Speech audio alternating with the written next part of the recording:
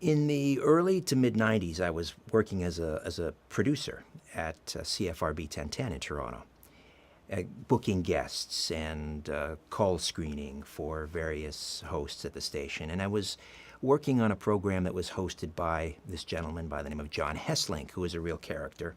And John hosted the overnight show. It was called The Night Side.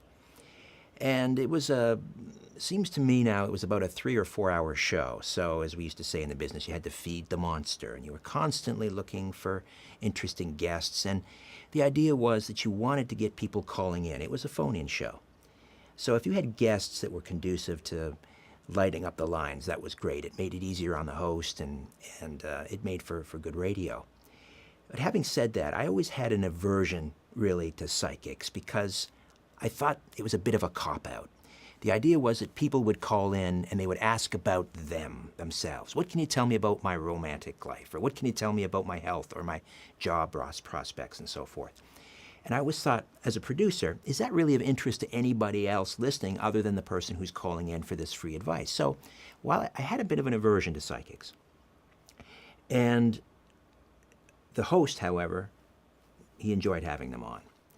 So one day I got a call, and I don't know if it was from Douglas or if it was from a publicist at that time, saying, well, you've got to have this guy on, and he's called Canada's Edgar Casey, and he's called the man with X-ray eyes, and he was very persistent. And again, I'm very skeptical. I've heard all of this before. So I relented, and I said, okay, well, let's have him on. And I believe he was scheduled to be on John's show for about an hour. And I was at home. I wasn't call screening. I worked earlier in the day. I would book the guests, and I would go home. And I remember being in my cramped little apartment in the Bloor-Sherbourne neighborhood of Toronto, eating a pot of macaroni and cheese. They don't pay very well in radio at that time. And I was listening to Douglas Cottrell on the air for the first time. And what struck me was the specificity of what he was saying. And caller after caller, he just nailed it. And he was doing his medical intuitive thing where people would call in and they say, I'm not feeling well. And Douglas would say, well, there's a lesion on your lung.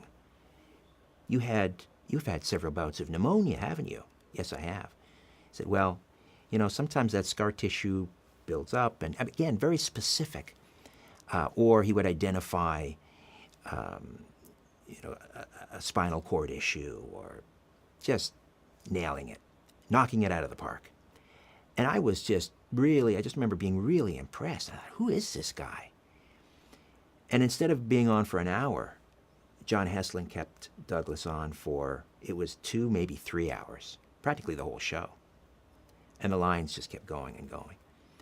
And so the next day, John Hesslink left a voicemail on my phone saying, we got to have this guy on. You got to have this guy on again. Next week, bring it back on.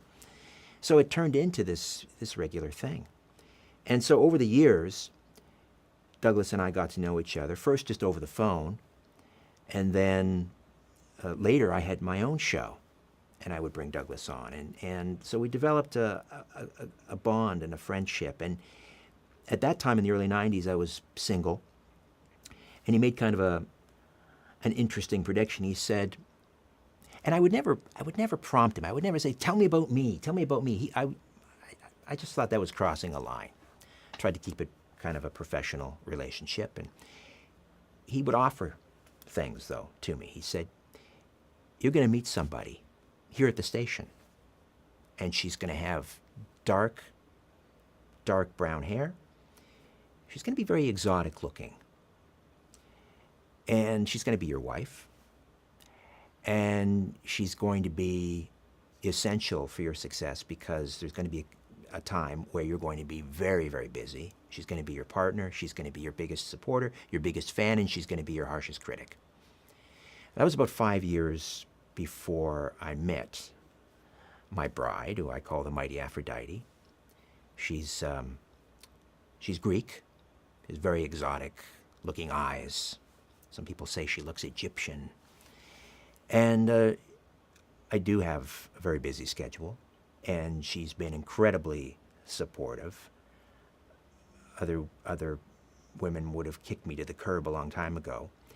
And she is my fiercest defender, but my harshest critic as well. So, there again, I mean, he nailed it. That was 5 years, before I met her. And we met at the station. So, I'm a believer. Even though I operate in the field of conspiracies and the paranormal, I'm first and foremost a broadcaster. I'm not a conspiracy theorist. I don't buy into a lot of the woo-woo, as we call it. I'm a skeptic, as we all should be. Not a debunker, but a skeptic. But Douglas has made a believer out of me. I've just seen too many things. I've been present when he has performed healings. Yeah, he's a righteous dude, and he's a man of God. Can you think